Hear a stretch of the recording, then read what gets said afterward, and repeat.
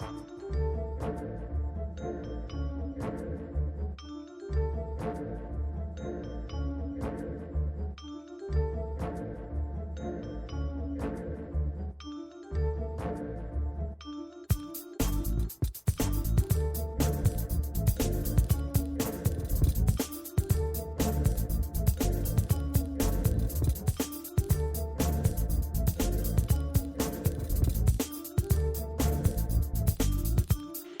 everyone, this is Wendy Muse, creator of the Left Pocket Project and the host of the Left Pocket Project podcast. This is episode 6.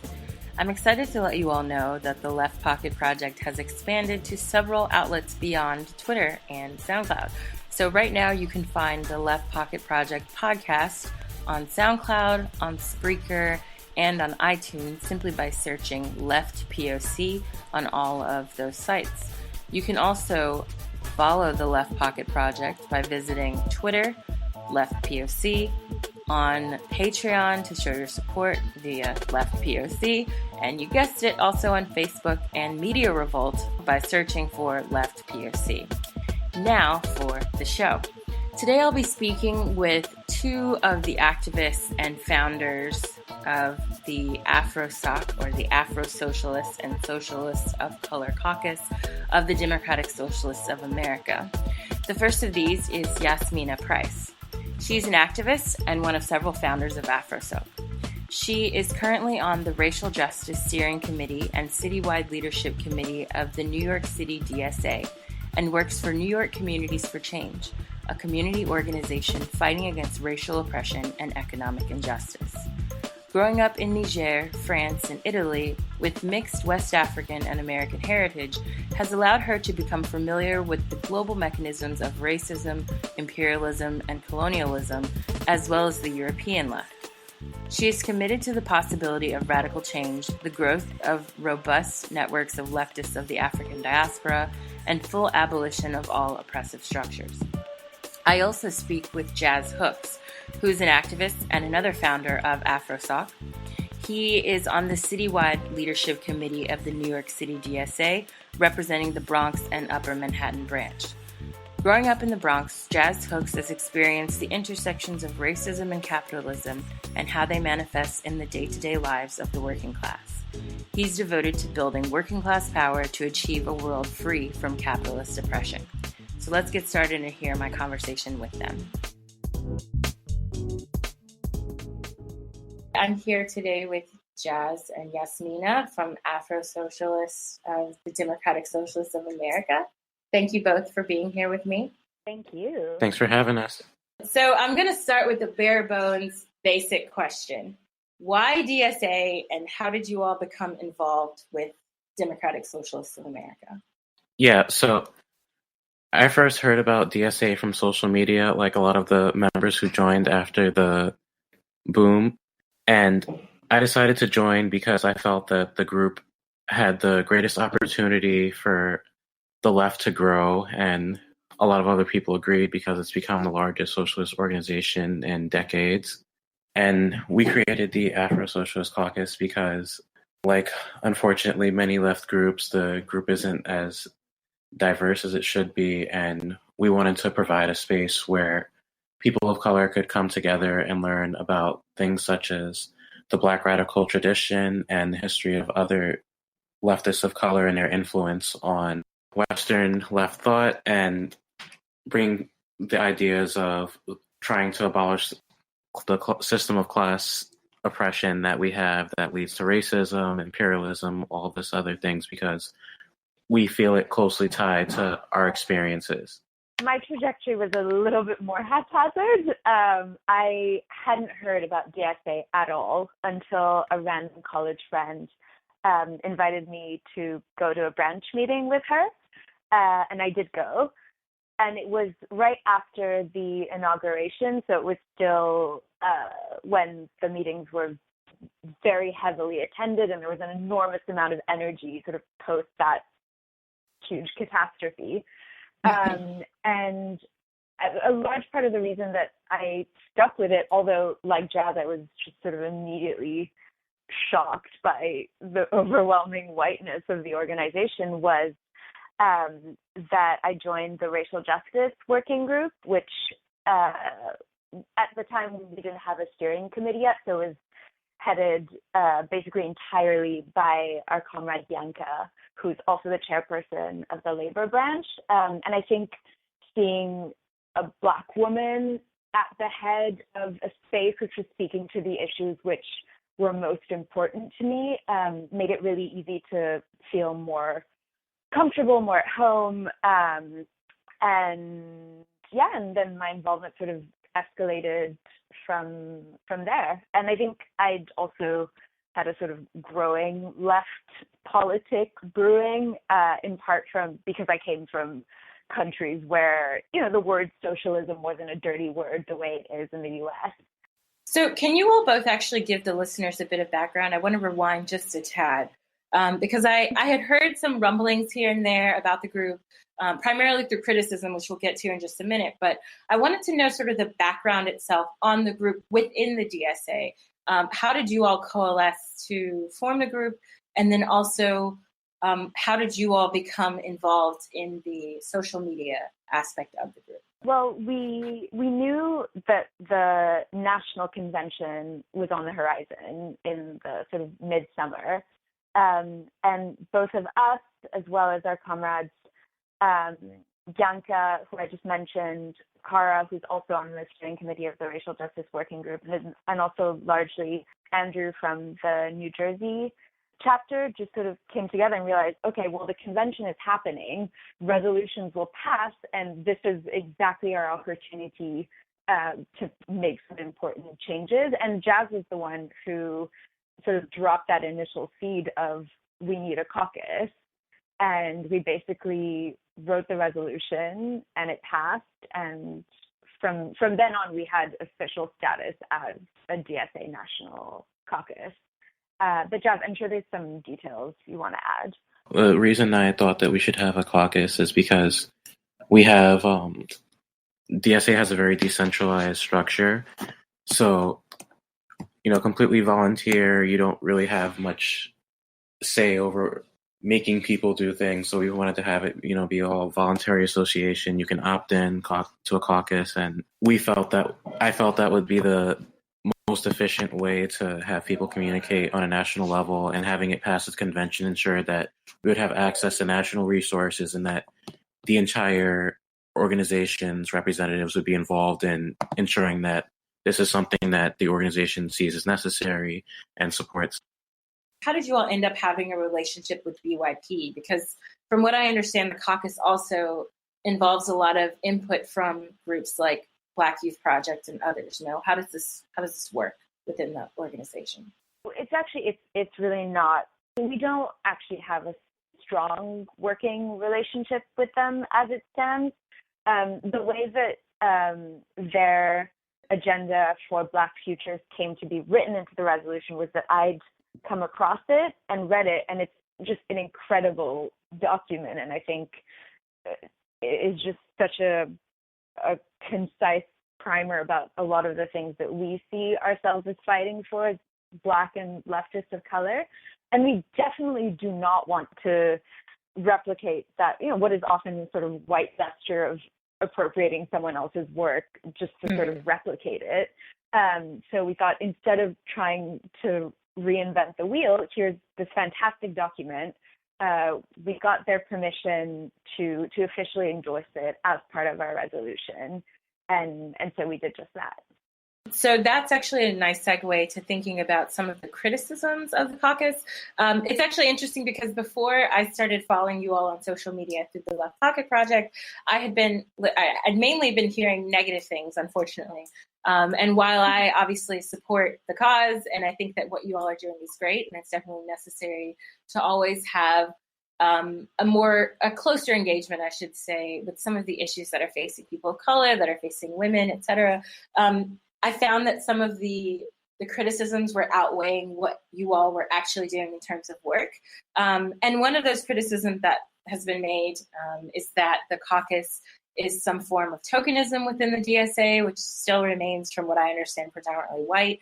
Another criticism that I've heard is that because you all incorporated some of this stuff from the BYP resolution or the document, which I think you fairly well explained just now, but just to get a full response to this criticism, some people have alleged that it's odd to have this sort of outside group dictating the terms of a resolution that's for a separate group.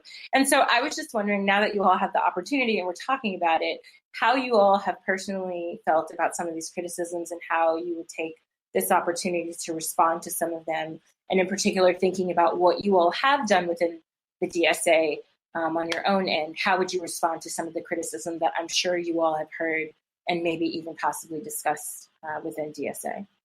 We first heard that criticism that you raised about the term that I think Adolph Reed and Adam Proctor used was farming out our platform. Mm-hmm. But we pretty much already endorsed as a socialist organization that has engagement with electoral politics. A lot of that stuff in the platform is social democratic reforms, things such as universal health care, free college education that the organization already supported. There's, I would say, probably nothing in there that we are organizationally against, and we are endorsing that specific document and the principles within that. And I don't see any problem with that because it lines up very well with what we're doing, and we're acknowledging the people who made it and giving a shout out to wonderful Black-led organization doing great work. And I think there was also just it was bizarre because obviously or maybe not obviously, but our resolution was made public and shared. So I think from reading it, I would have assumed that it was clear that, the endorsement of BYP's agenda was one point amongst many. I don't understand why people came to assume that it was dictating the entire terms of our caucus when it was a part of it, definitely an important part, but it's odd that it overshadowed things. And I think it is just because it was sort of an easy point to stir up controversy more than anything else. Mm-hmm.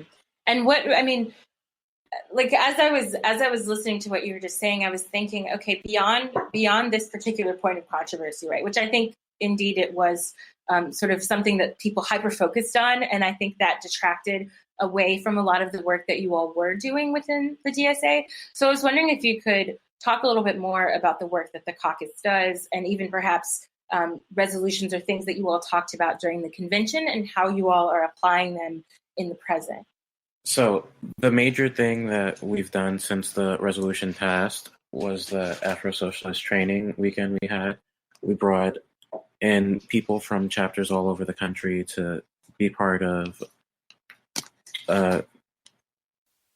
paid training, completely paid for training where we learned things like organizing skills, or we reviewed things such as organizing skills. We talked about the history of racial oppression and how capitalism.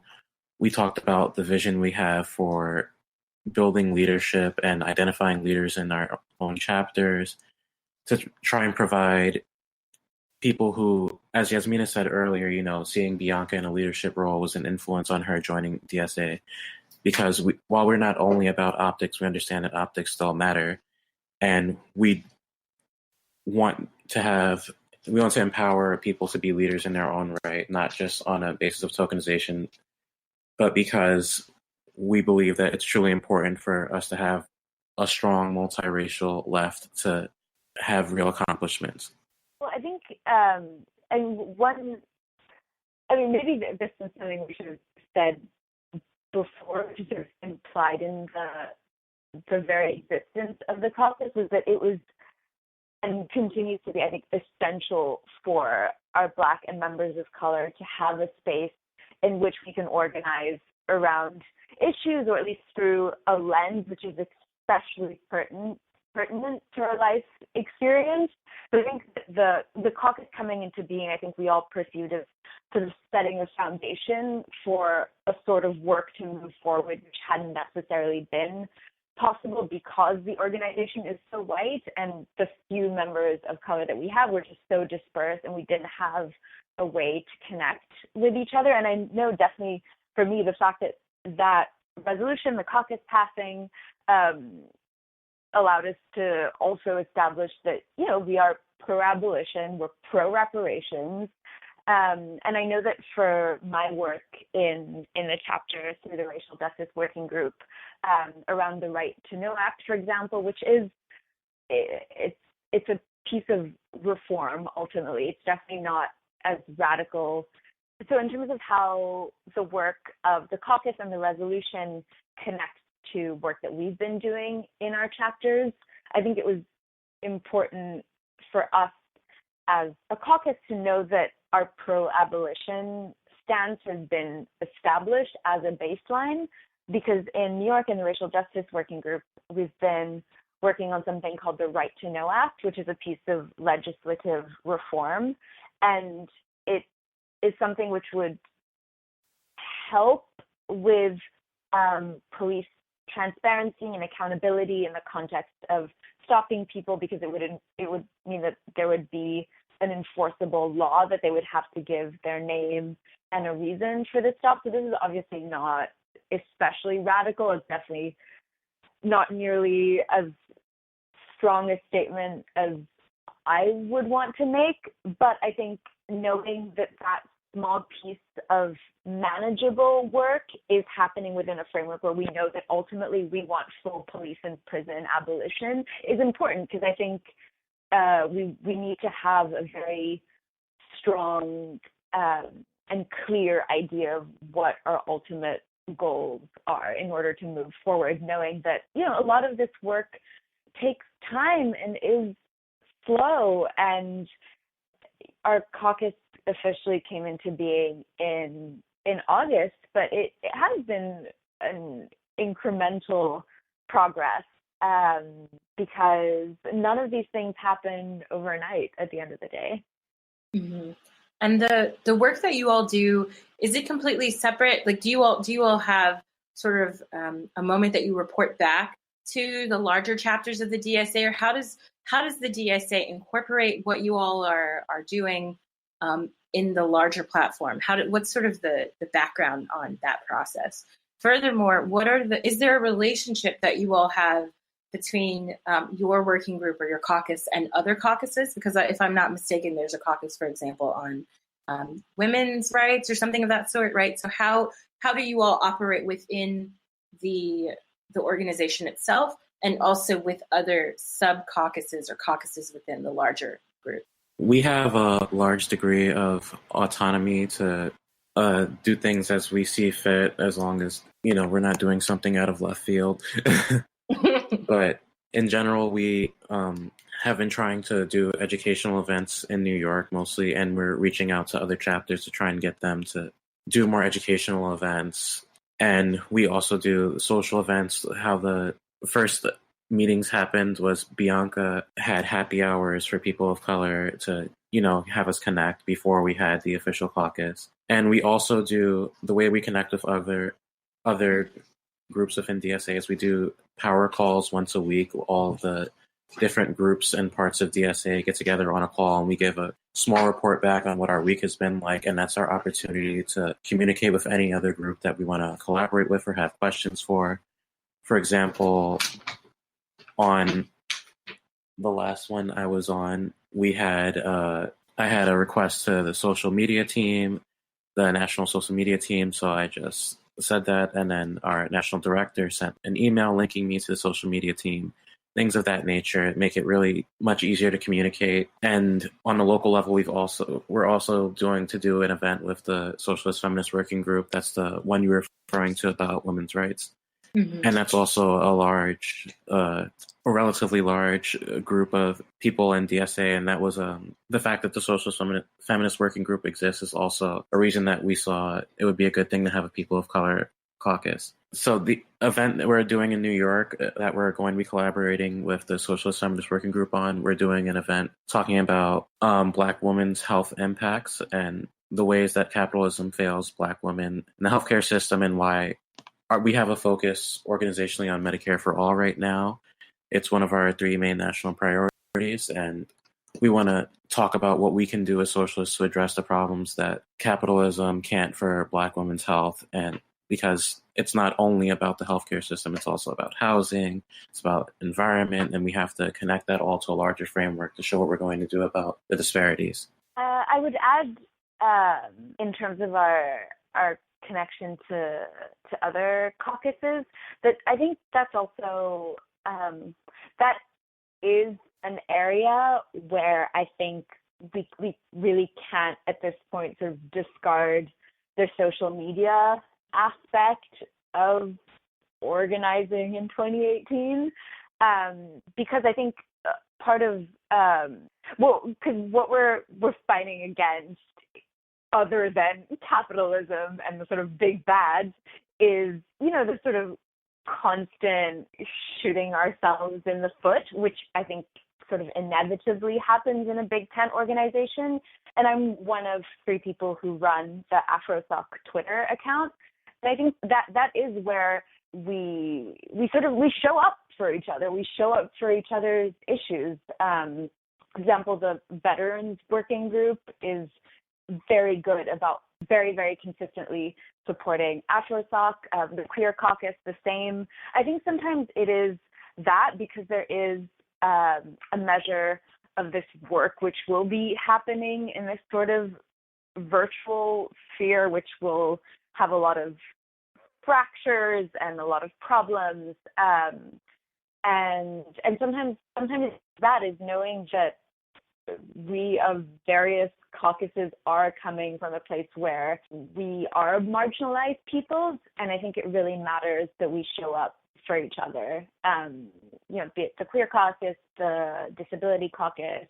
So that actually is a great segue, because my next question for you all is really thinking about what that work has been like, because just on my own doing, you know, having a personal page on Twitter and Facebook and the like, and then trying to run the Left Pocket Project entirely by myself, there have been moments where I definitely have had to deal with trolls. There have been moments where I've dealt with people, you know, copying my content as Wendy Muse, people who have taken things out of context and the like.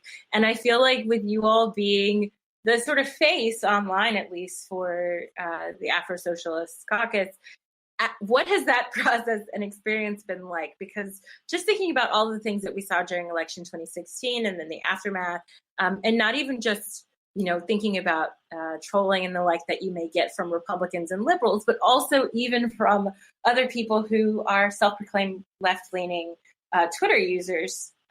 What has that process been like? How have you all tried to sort of, I don't know, I don't want to say sort of calm down the process, but I know how people get really conditioned to piling on. And so I was wondering, how do you all sort of deal with this issue? What have been some of the problems that you face if it goes beyond what I just discussed? And how do you all deal with that while being the sole face, if you will, really, the sort of central hub for people of African descent within DSA as represented online? Well, I think one thing that definitely helps, or which I keep in the back of my mind, is that this is ultimately not the space where the most important work is happening, and it shouldn't be. So I think that knowing that the things which are explosive online, which are scandalous online, which really grip people, are often not the things that actually really matter. That said, I don't know. I mean, actually, first I would like to say that it's running that Twitter. So with Nick, who's in the LA chapter, and Sean Scott from Seattle, has largely been extremely heartening, because I think it's been, which is not to say that I mean, I would definitely not dare to say that we're endorsed by Black and person of color Twitter left on the whole, because I'm not entirely sure. But I feel like people who are very skeptical about DSA, have very serious and totally valid qualms with DSA as an organization, have still been willing to be accepting of us as Black and people of color within the organization. And I think that does show a really important measure of solidarity, which is hard to gauge, sort of on the ground in your chapter, where yes, the most important work is happening, but it's harder to know how you fit in a larger sphere of things. And to be honest, I don't feel like as AFROSOC on Twitter we've had that many problems. I think there have been problems within DSA that have come out, which we've expressed our position on and would not hesitate to do so in any context. But I mean, I wouldn't say that we've been especially trolled or attacked or anything. I mean, it's been kind of wonderful to see messages from people who aren't, because obviously since we're based in New York, but who aren't based in New York, who are interested in DSA because of the caucus, interested in being on the listserv, and yeah, I mean it's shown that it is a way to set up a sort of connective tissue between all of us. Yeah, I mostly agree. I think the majority of problems that we've had on social media, as Yasmina said, like there have been other things going on in DSA because we're not an organization that prevents you from speaking about organizational disputes openly. So all of left Twitter gets a hold of them and we all, feel the need to weigh in. And so we haven't had that much trolling for the caucus, other than I think that the people who have expressed concerns about the caucus had, for the most part, legitimate political questions, and we're working to address those questions with all the work we do and putting on our educational events, connecting things to larger framework of how does the system of capitalism harm people of color all over the world to everyone, not just DSA members. That's the most important part, I think, of any leftist. You want to connect all the things that people are going through and the pain they're experiencing under capitalism and say that you can do something about it, and it's not just you, it's the system, and we want to make that accessible for everyone beyond just reading. Reading is awesome, but that's not everyone's primary mode of engagement or how everyone best learns, so we want to expose people to all different forms of knowledge to advance leftism.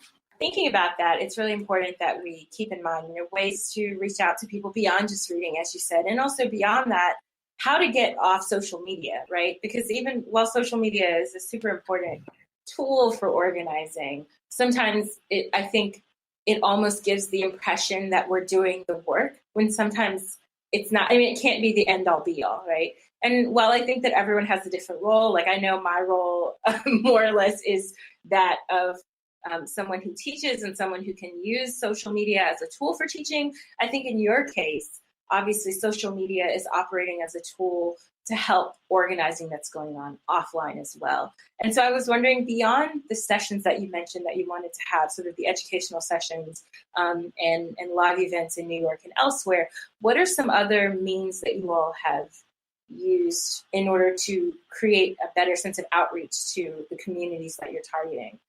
In particular, considering that you all work, or you're comprised of people of African descent, how do you all, or what is the role that you see yourself as having in performing greater outreach to the larger Black community within the United States? What are some of the methods to that? With Black History Month coming up, we are doing a series of events in New York.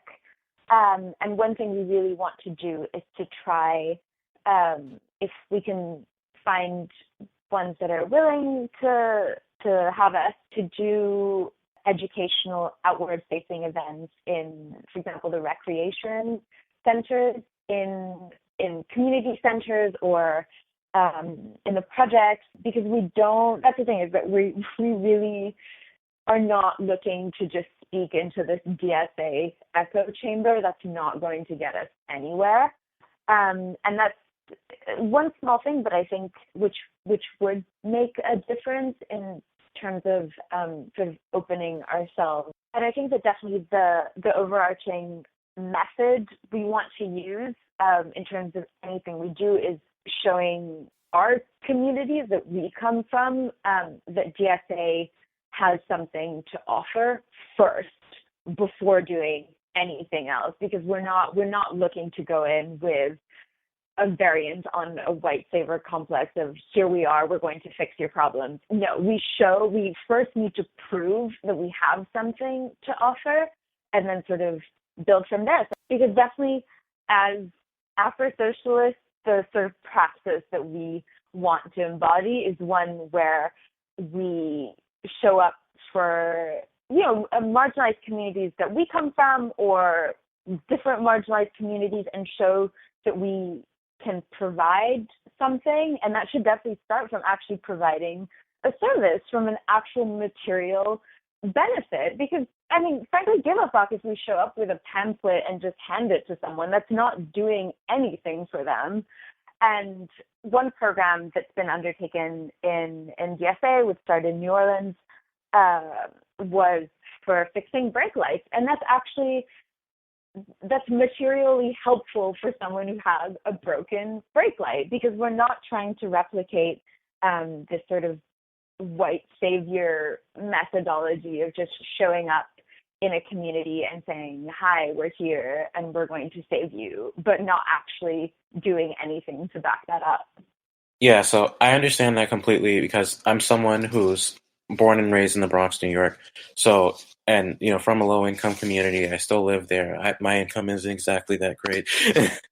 So I understand that concern, especially, in New York. A lot of our membership are people who were not born and raised in New York. So we want to, be truly involved in the community. And one of the big things that got me to accept socialism and reject capitalism is my experiences growing up in the Bronx. So as leftists, we have to do everything we can to get people to realize that it's not just an unfortunate circumstance going on in your life, as I said earlier. And as Nina said, helping people with material things is a wonderful project to do that. In New York City, we've made tenant organizing. Well, we're working on making tenant organizing our citywide campaign. So we're going to be, showing true solidarity between people who are moving in and people who have already been there to work together to form tenant organizations to challenge landlords and the power of capital. Because the real estate industry in New York is, as with anywhere else, but especially New York, straight up evil. Like, there's no other way to put it. Yeah, on that note, I was actually wondering if you all do, at least in the New York chapter, I know you're not necessarily able to speak to the others, although if you can, feel free. What are some of the things that you all have been doing to work with organizations that are already on the ground, if there is any sort of relationship between DSA or even AFROSOC on its own and other organizations that already exist in New York or other parts of the country? What has that process been like for y'all? Well, one good example, and this is not something I was directly involved in, but it was, I think, one of the most successful campaigns of NYC-DSA, which was for the Bedford Armory. And this came out of the housing working group. And sort of in terms of your question of liaising with different organizations, one of the women leading it, Sia, works for an organization called New York Communities for Change, which I also work for, which means that she, was at this perfect crux between NYCC and DSA, and sort of helped to rally the two around this extremely important issue, because the Bedford Armory is supposed to be public land, but was sold can you back up just a tad? I'm sorry to interrupt you, but can you tell the larger audience what that is for people outside of New York? What is the Bedford Armory, and what was the controversy over the location? Oh yeah, of course. So it's a piece of public land, and the controversy was that it was being bought by real estate to be turned into condos, into luxury condos. So, just be yet another strong cog in the machinery of gentrification. And so there was work in DSA in liaison with this organization, NYCC, to basically stop that development from happening. So this campaign was actually part of a large coalition of many organizations in New York. And while we unfortunately didn't get the sort of win we hoped for, which would have been for the land to remain public and affordable and not run the risk of becoming a luxury condo. Today, the project is at least more affordable than it once was, and there's a 10% homeless set aside in the project. So something important was accomplished. It was definitely a large compromise win, but I think it was a good example of New York's DSA being in a successful coalition with other organizations who, may not share our leftist socialist vision, but there will be overlaps in terms of the work that we do and the work that, say, an organization working on homelessness does, or just racial disparity or economic injustice, et cetera. Right, and that's definitely something that's very New York specific, right? Because obviously with the brake light situation, in a place where you have more people who are driving, this makes a lot more sense. Obviously there are people driving in New York, but the numbers are a bit smaller than you would have in a city that doesn't have public transportation, right? So it does seem like at least you all are trying to do something that's city specific in this case, and I hope that there will be more initiatives like this moving forward of collaborations between DSA or AFROSOC on its own and with other community groups on the ground, if not for the sake of helping something that's pre-existing, maybe for the sake of building something new that can help fill a gap that emerges as New York City continues to become a playground for the rich more than it has ever been, I think, in previous years. The other question I had for you all actually is, where do you see a space like AFROSOC in the future? Because I think that sometimes we have, not me personally, but I think sometimes in thinking about socialism, there's on occasion this idea that, once the revolution comes and once things are all sorted out, there's not necessarily a need for these types of smaller sub-organizations to function within it. And I'm wondering what does the future look like for a group like AFROSOC, and also perhaps the caucuses, right? The individual caucuses for different communities. We've seen online that there have been points where these caucuses have really come into to really have a voice, and I think speak rather boldly and strongly for some of the interests of these groups, and in particular, access to resources and important issues that they feel are not being covered. But I wonder, is there a point at which, for y'all, if you feel like some of the caucuses will either become absorbed or no longer serve the same relevance? I'm just curious what you all think that the future looks like.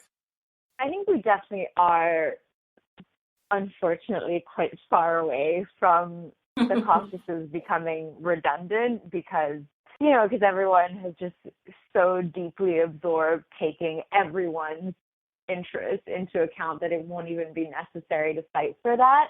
But I think definitely the envisionable next step that I see would be for AFROSOC as a national caucus to actually have a strong local presence in all DSA chapters, because that is by no means the case yet. And I think maybe one important or indicative thing to point out would be that when Bianca initially started doing the Afro-Socialist happy hours, which predated the caucus coming into existence, these were not at all closed to DSA members. They were at the time and are still. We're actually having one on the 25th of January in New York.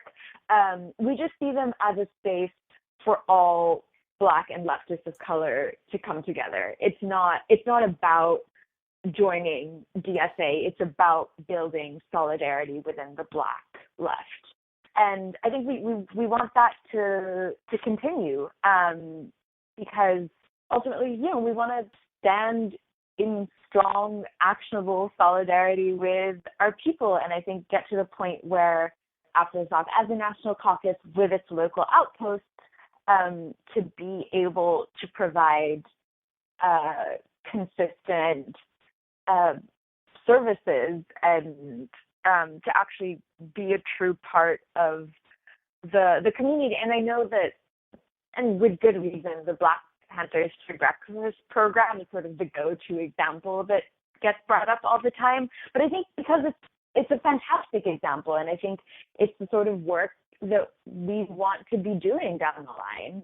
And obviously, I know that people have issues with mutual aid, but at the end of the day, capitalism makes it impossible for people to live in the most basic sense. And I think I really appreciate you bringing up that point about, that sort of abstraction of when the revolution comes. But yeah, in the meantime, people need to eat, and they need to have shelter, and they need healthcare.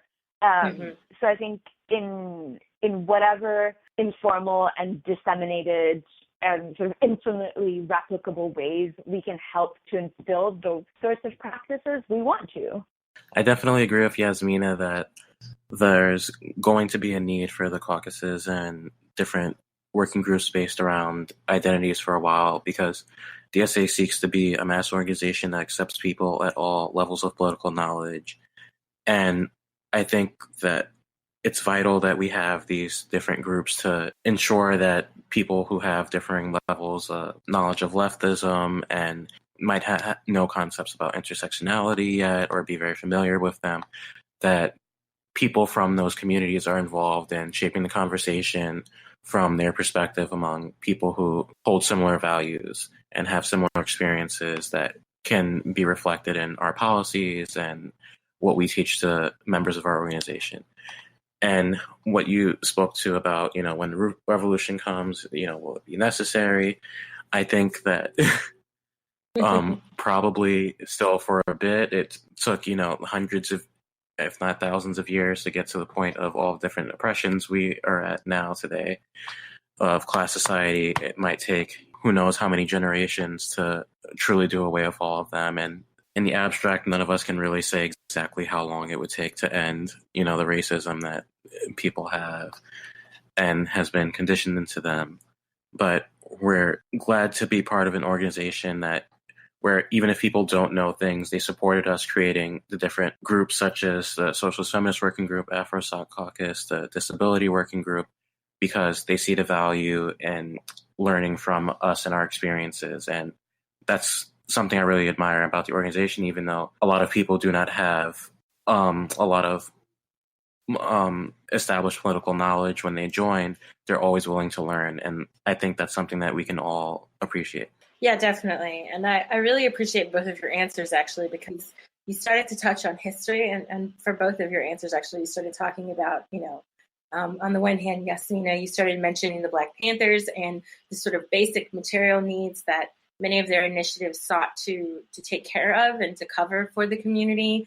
And also, Jazz, your comment about sort of thinking about the large array, right, of revolution. And while my comment about revolution was a bit in jest, obviously, not that I'm against revolution. I think we do need one, that's for sure.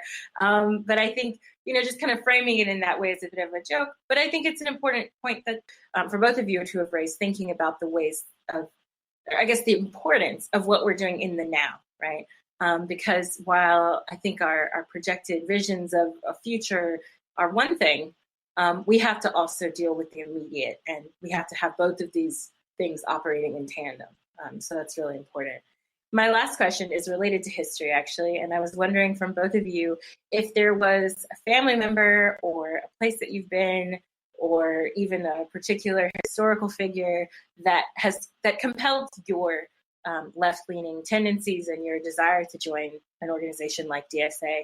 I know, Jazz, you mentioned having grown up in the Bronx and being within a family that was considered lower income, or at least your experiences as such really motivated you to kind of start questioning capitalism and questioning the way the world works. I'm curious from both of you if there was something specific or perhaps a series of events that really started you to think a little bit more towards the left as a potential answer to fixing some of the problems that you've seen and or dealt with. Okay, so the biggest historical figures to influence my own turn towards leftism were Martin Luther King and probably Assata Shakur. I read, reading about their justifications for why they saw racism connected to capitalism really inspired me, and I connected that with things that I was learning in college, and I internalized it because when I was learning about Marxist theory in college and intro poli-sci class and the criticisms of pluralism, the idea that everything is more or less equal in society and the state is a neutral actor. When you look at what they said about their criticisms of the state and capitalism as a whole, the ways that it limits Black people and it perpetuates our oppression, especially with the differing incomes, it really brought me over. And I would also add that the experiences of the Obama administration were a huge factor because I started college in 2012, in Obama's second term. I was happy to vote for him then, even though I felt like he was weak. And seeing him fail to accomplish even his liberal promises and seeing things such as police brutality perpetuate without him making a strong stand, and reading about how leftists have consistently criticized things such as police brutality and said that the state can never truly address it because it's such an important part of upholding capitalism, using force to keep down minorities, basically. That was a huge impact on bringing me over. But so it's a mix between my lived experiences growing up in the Bronx, seeing low income, seeing poverty all around, living in New York, seeing extreme wealth on one block and homeless people walking the streets on another, or sometimes on the same block.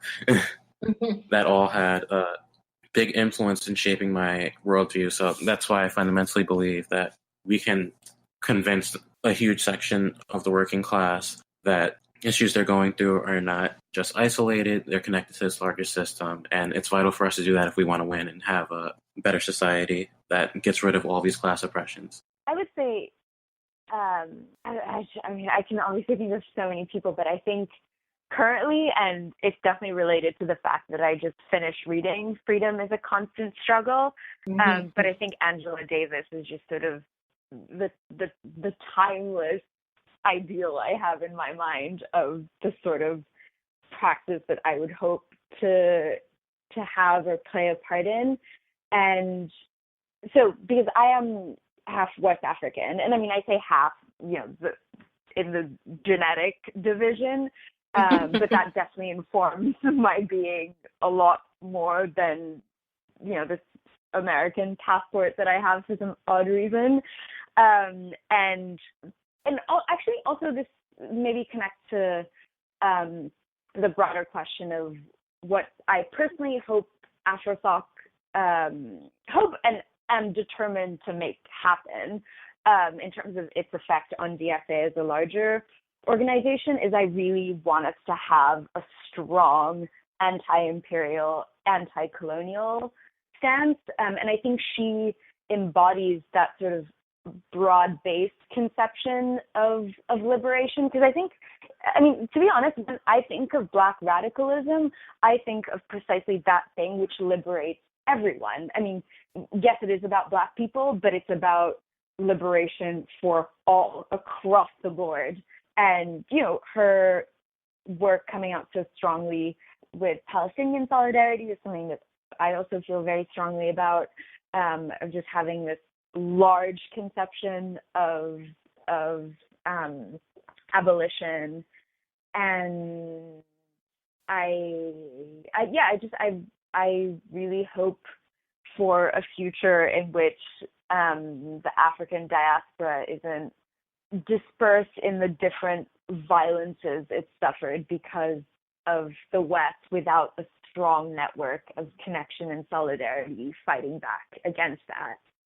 Thank you. I appreciate both of your experiences and the things that you draw upon to sort of frame your current day activism and your current day involvement. And I hope that some of what you've said here today can help other people who are in the process of sort of figuring out their own political trajectory and on their own political journeys to rethink sort of the norm of what they've heard throughout their lives and to start questioning a bit more of what's considered, the status quo. So thank you both for being here. And that was episode 6 of the Left Pocket Project podcast. Thanks so much to Jazz and Yasmina for joining me. You can follow them and more of the work that AFROSOC does by visiting them on Twitter, at AFROSOC, and that's AFROSOC-DSA. Again, that's AFROSOC DSA. AFROSOC-DSA. And I'd like to give a special thanks to Michael Salamone, who actually gave me the permission to use his song My Life as a Video Game as the theme music for the Left Pocket Project podcast. Finally, while we're on the subject of thanks, I'd like to give a special shout out to my patrons who started following me, and thank you so much for your support. I really appreciate it.